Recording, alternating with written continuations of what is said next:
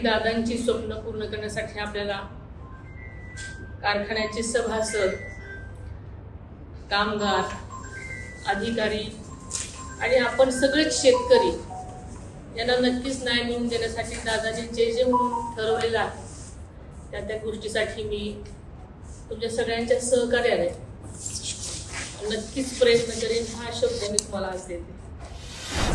आज आपण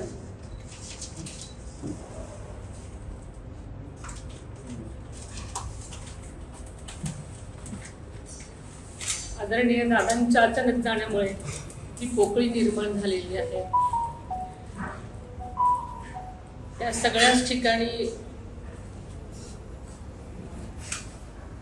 आपण सगळ्यांच्या निर्णयामुळे जे चेअरमन पदाची निवड होती त्यासाठीची आजची आपली ही बैठक आहे.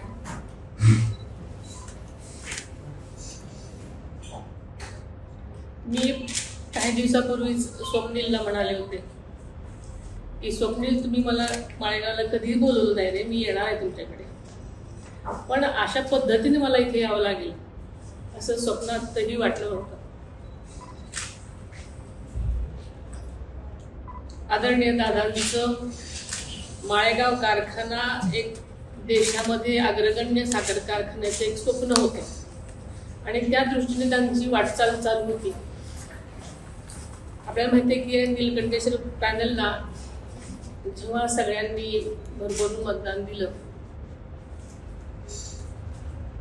आपल्या सगळ्यांच्या सहकार्याने, आपल्या सरकारच्या कामामुळे आणि दादांची निष्ठा आणि दादांचं बारीक लक्ष प्रत्येकावर, त्यामुळे आपण सगळेजण ह्या कारखान्यावर आल्यानंतर दादा उपमुख्यमंत्री असताना, एक अर्थमंत्री असताना सुद्धा या कारखान्याची जबाबदारी त्यांनी घेतली, आपण सगळ्यांनी त्यांना दिली. त्यामागचं एकच कारण होतं की हा अत्यंत चांगला, सगळीकडे वाखाणलेला कारखाना देशामध्ये त्यांना एक नंबरचा आणायचा होता. त्यामागे अनेक त्यांच्या गोष्टी होत्या. त्यांनी चेअरमन झाल्यानंतर सुद्धा अल्पावधीतच खूप काही गोष्टी कारखान्यासाठी केल्या आणि त्यांची स्वप्न खूप काही करण्याची होती. आपण सगळ्यांचा मोठेपणा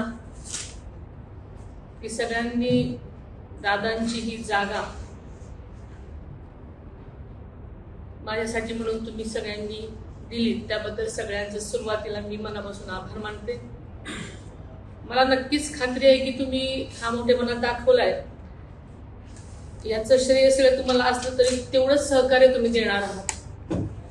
आणि दादांची स्वप्न पूर्ण करण्यासाठी आपल्याला कारखान्याचे सभासद, कामगार, अधिकारी आणि आपण सगळेच शेतकरी यांना नक्कीच न्याय मिळवून देण्यासाठी दादाने जे जे म्हणून ठरवलेलं आहे त्या गोष्टीसाठी मी तुमच्या सगळ्यांच्या सहकार्याने नक्कीच प्रयत्न करेन हा शब्द मी तुम्हाला आज देते.